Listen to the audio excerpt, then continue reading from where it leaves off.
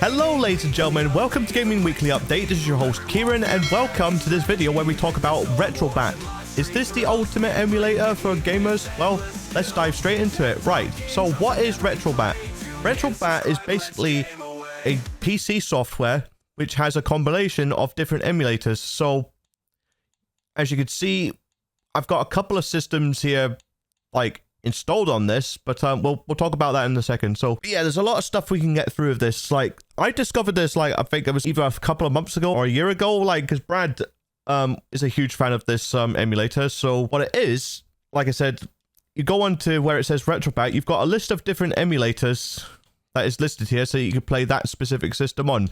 Everything from the Nintendo systems to the Sega systems to Sony, PlayStation 2, like even handheld systems like the Game Boy, the Game Boy Color, the Advance, even Nintendo DS. We've even got Xbox. They've even got systems like the Atari, and we got Apple Win or whatever that is. I think, oh yeah, Apple II. Like, so like even just like a couple of systems that we have. So there you go. We got BizHawk, which is a popular one. Basically, any emulator that you know, it will be listed here. Basically everything. So we've got everything from 3DSN, Altera. There's even a list of emulators that I've never even heard of. So I'll just scroll through so you can see what they are. They even got like the popular ones as well. So as we get further down, we've got Dolphin, which is the GameCube and the Wii one. There's DuckStation. So I'm just scrolling down so you can see what we have.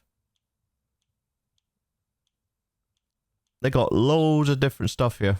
Those are like Nintendo 64 emulators. Then there's the Game Boy ones. That's another 64. Like I said, they got everything. Basically, nearly every emulator that you can list, this program has it. So as you can see right here, even RetroAchievements it has.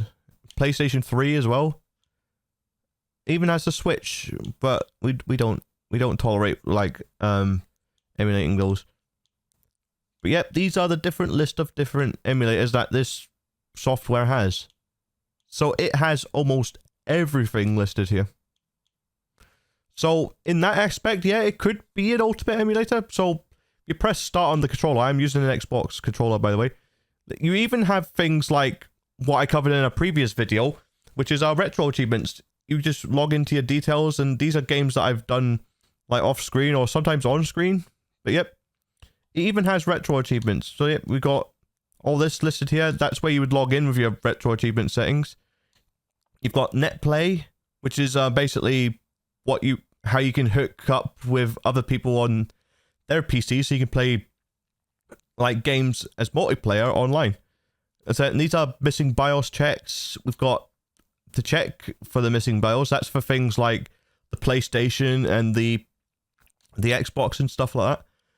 We've got save states, which you can enable and disable. I like how they added this because it gives you the option to either play it the PC way, which is to use save states, or if you want to be more classic, like it didn't include that, you could just turn that off. So it's not a huge deal. These are just different like options that you can add to the game. So you've got like the shaders, decorations, tattoo. I'm not even sure what that is. So we got video mode, so that's your display setting. And then we got the aspect ratio. You can force the game to be full screen. Prefer exclusive full screen. We got integer scaling, which is to make it pixel perfect, so it's less pixelated. We got smooth games, which makes basically similar to what pixel perfect is, which is to smooth out the edges and whatnot. Discord rich presence. It says to what is that? Enable Discord picture setting. This will update Discord to show the games being played. That means if you're linked to Discord and you're playing something on this, it shows on your Discord that you're playing something on it. So we got compression, which is something to do with sound. It's like what I do with my microphone, which is to basically, like if you were talking quieter, you could still hear me. If I'm talking louder, it brings the sound down so it doesn't clip the mic. So it's basically the same concept with that. So we got guns. I think that's like if you were emulating like the little gun for the Nintendo NES or the Wiimotes, as you can see here. And then we've got more. This is all RetroArch settings, so it's just showing you what you can add and whatnot. So like that. So user interface settings. This is basically how you would prefer to have this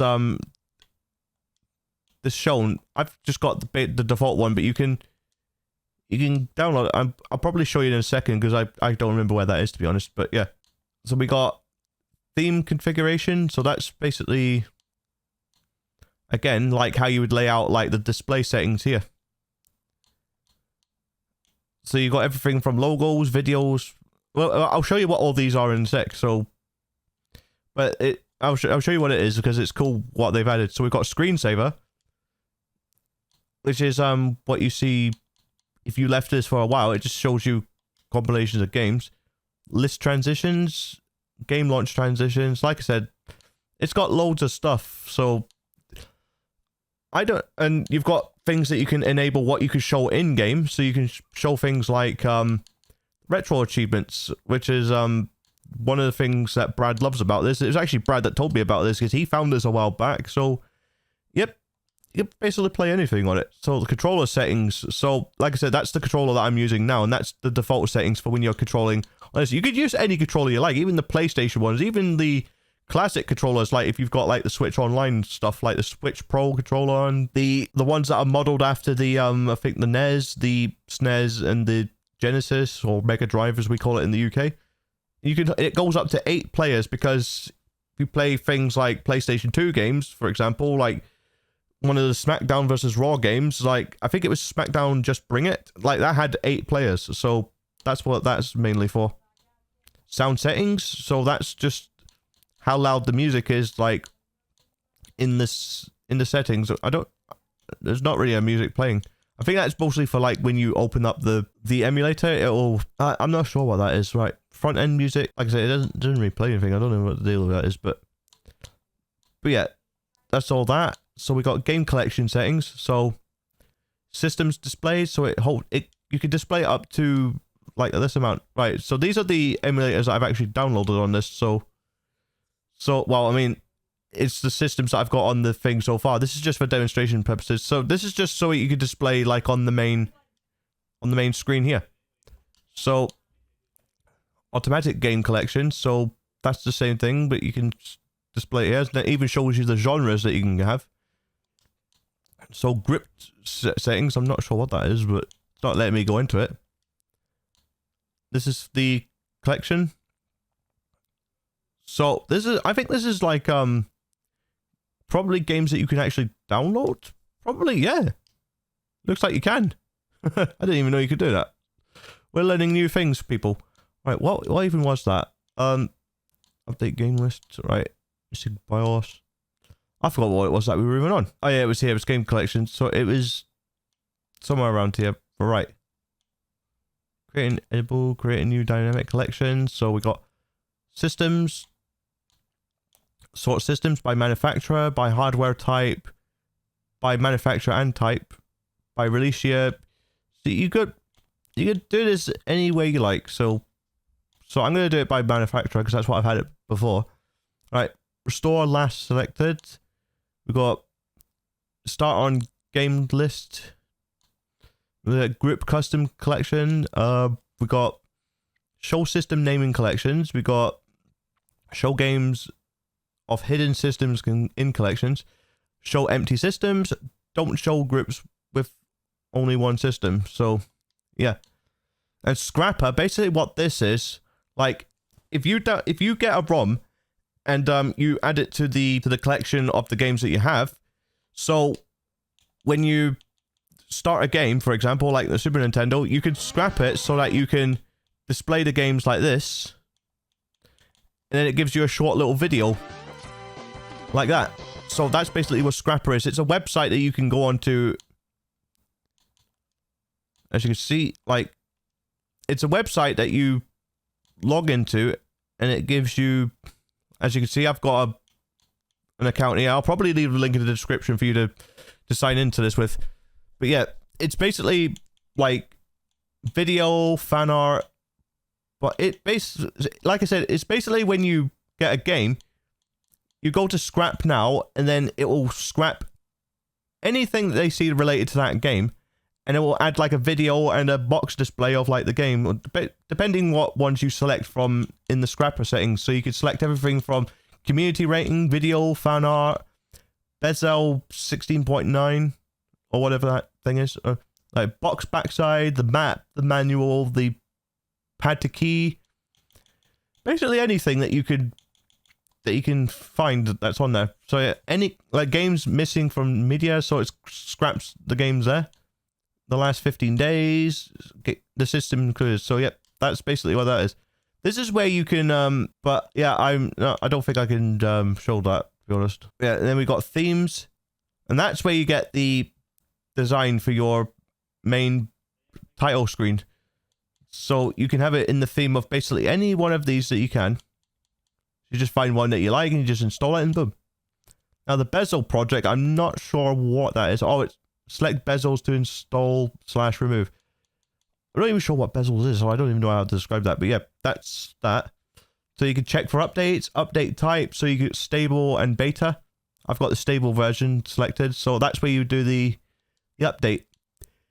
And we've got system settings, so we got information. So you've got, that's the version that we've got now, as of now. Like we've got 1.3 that's out at the moment. This, as of now, this is 1.10, so I'll probably install this like after that. I'm not sure what difference it would make, but there we go. So we got user disk, system disk, CPU. That's the CPU that I've got now in my PC. But yeah, that's memory, graphics. That's NVIDIA, because that's my graphics card, because I've got the 3060 Ti. And the version, like, is the version that's rolled at the moment. So you just want to make sure you do, and this is the language that you could set, depending what region you are from. Then that's the clock. I prefer it in the show clock, and I prefer it in the 24 thingy. Yeah, that's power saving. And there's screen reader, text to speech. That's for like people who are like hearing impaired. So that's nice that they've included that. So user interface, lock setting, confirm menus for use with guest users for kids. So yeah, front end developer set options. So that shows frame rate. This is what Brad loves. You can show your frame rate. You can use VSync, because Brad loves to show off of his PC, so he adds frame rate all the time.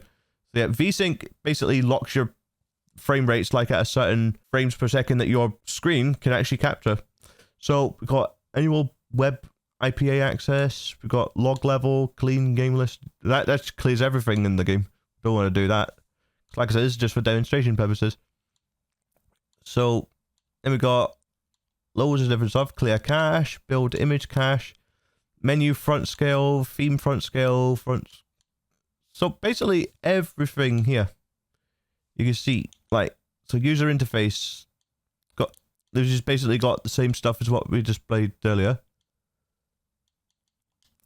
And that's it for this part. So the other side, like if you press select, it's got, this is the screensaver, so it will show you stuff like this. So I think that's the games that I've got installed at the moment, which is pretty cool. Gun has driven the black ant. So we'll leave that for a second. We got a user manual, which is pretty cool because it's in the style of like the old retro games manuals. So pretty cool that they've laid it out like this. So it just shows you everything that it has. It's got the barcode for like the Discord, the official website, basically everything there. And a special thanks to the team. And that's the control settings that you use, depending what controller you're actually using for this. And there's the layouts for each of the controllers that they've got so far. So yeah, pretty cool stuff that they've got here. Pretty cool stuff, and it's back to the start. So we've got restart a system, we've got suspend system, we've got shut down the system, fast shutdown system, and quick emulation station. So yeah, that's basically all of that. But like I said, this is all the list of the emulators right here, where this is. this is all the Super Nintendo games that I've installed. And what I should show as well, if I can remember where the dang thing is. Oh yeah, here we go. Right, so if you press select around here, like if you do that, for example, if advanced system option, basically all the emulators that you installed earlier, you can actually use this to select that. So SNES 9X is my favorite one, so I'm just going to use that. Then you can select what shader you like to use, the decorations. I think that's basically all this. Ambience broadcast, ambience game room.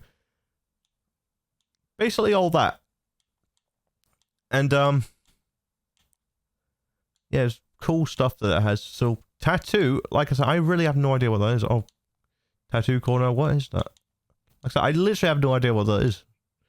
Like game aspect ratio. Full, so pixel perfect.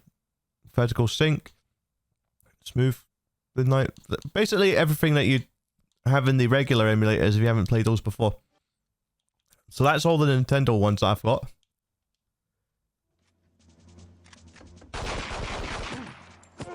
And I've got loads of N64 ones. And ports, like, I've no idea what the purpose of this is, but this is just like images or something. But these were built into the emulator when I downloaded it, so I have no idea what that is. And what's cool about these games as well, like if you look on the right of the screen where the stars are, like the stars basically tells you like what the players have rated these games, like if they're popular or not. And then you've got the controllers, and it tells you how many players are actually in this game. So it can go up to like 8 players, as you saw in the control settings earlier. And then we got the book icon that represents the game's description or manual. Selecting that may show additional information about the game, which I'm not entirely sure how you do that, but I have no idea how to do that. But yeah, that's basically what I read about anyway. But yeah, then the trophy icon, that refers to like if the game that you downloaded, the ROM that you downloaded actually has achievements, which is for that retro achievements. And the floppy disk icon, it indicates save states or the presence of a save file that the game has. So if it's grayed out, it means that there's no save data currently in the presence of the game. So that's basically what those icons represent. So yep, it's really, really cool. So I've only got games so far for Nintendo 64, the Super Nintendo. Not sure what that is. I never did know what this is. But last played, these are all the games that I've played in the past. And Light Gun, I think that's got something to do with like what the NES has. And of course, yeah, I have no idea what this is about. What I did earlier, but yeah. That's basically all I can really explain with RetroBat at the time being, because that's really all I've known and what I can demonstrate. Yeah, you just get your ROMs, and like I said in the past, like people keep saying to me, oh, where can I get ROMs from? And I even had a comment off somebody that said to me, oh, you know it's illegal to play on emulators, right? You shouldn't even be promoting retro achievements or emulators and all that stuff. Well, let me get that out of the way first. So it's like, emulators are not illegal. It's the websites where you download BIOS and where you download game ROMs from. Those are illegal. The emulator itself is not illegal. So don't panic. Like, it's not illegal. It's not. It's like I said, if emulators were illegal and I was demonstrating this now, this video would be shut down by now. But it's not. So it's fine. If I was showing a website where you get game ROMs from, then it's illegal, and then it would be boom, past the YouTube guidelines, and then I'll get into trouble. So yeah, emulators are not illegal. The games where you download the ROMs from are, because it's online, you don't legally own it, so you found it, and it's, yeah. So that's what we don't promote. Emulators we promote. Where you download the ROMs from, we don't promote. So yeah. Right, so let's try out a game then. So let's go to PlayStation, and I'm going to select Crash Bandicoot for this demonstration.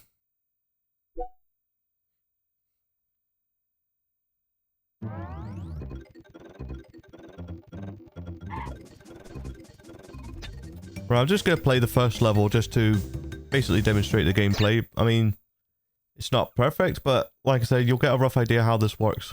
So, Yep, this is played through the Duck Station emulator, as you could probably tell. But yeah, it just plays like the exact same as you would play it on the regular emulator. Just select it from a menu and it makes somewhat collecting stuff so much easier. Well, selecting stuff easier. And I'll show you how easy it is once we play this. I'll just speed it up until I'm towards the end.